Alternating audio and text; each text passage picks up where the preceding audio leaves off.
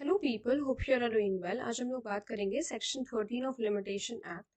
Section 13 talks about exclusion of time in cases where leave to sue और appeal as a pauper is applied to. जब आपने as a popper apply किया है, popper कौन होता है? इंडिजेंट पर्सन होता है जिसके पास इनफ मनी नहीं है, ठीक है।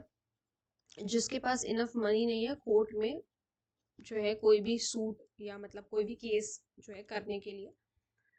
तो देखो, in computing the period of limitation prescribed for any appeal, for any suit और appeal, in any case where an application for leave to sue or appeal as a pauper has been made and rejected, the time during which the applicant has been prosecuting in good faith his application for leave shall be excluded, and the court may, on the payment of the court fees prescribed for such suit or appeal, treat the suit or appeal as having the same force and effect as if the court fees has been paid in the first instance.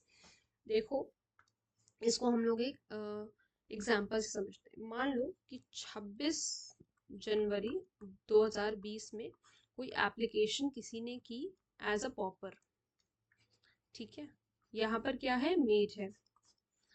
और 27/2/2020 में उसकी जो ये application है वो reject हो गई। मतलब कोर्ट को ऐसा लगा कि ये जो पर्सन है ये पॉपर नहीं है, ही इज सफिशिएंट, मतलब ये जो है सेल्फ सफिशिएंट है कि कोर्ट की फीस वगैरह पे कर सकता है।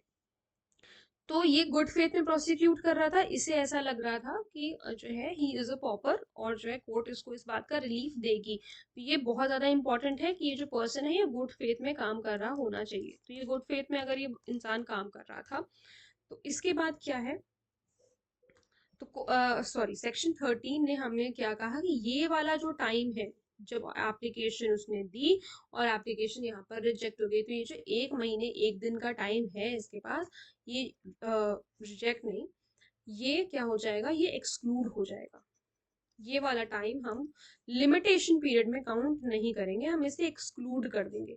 ये हमें सेक्शन 13 कह रहा है। पहली बात ये कह रहा है। दूसरी बात क्या कह रहा है? द कोर्ट में on the payment of court fees. और फिर उसके बाद जब रिजेक्ट कर दिया एप्लीकेशन, जब एप्लीकेशन रिजेक्ट हो गई कि भाई आप एज अ पॉपर जो है वो स्यू नहीं कर सकते, आप कोर्ट फीस की पेमेंट करें।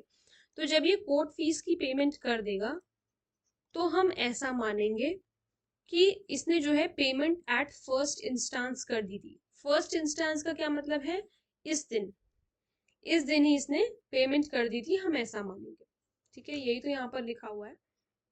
treat the suit or appeal as having the same force and effect as if the court fees had been paid in the first instance. First instance का क्या मतलब है कि जिस दिन वो कोर्ट के पास आया था हम उस दिन मानेंगे कि उसने फीस जो है उसी दिन पेमेंट कर दिया था, भले ही वो पेमेंट बाद में करा हो।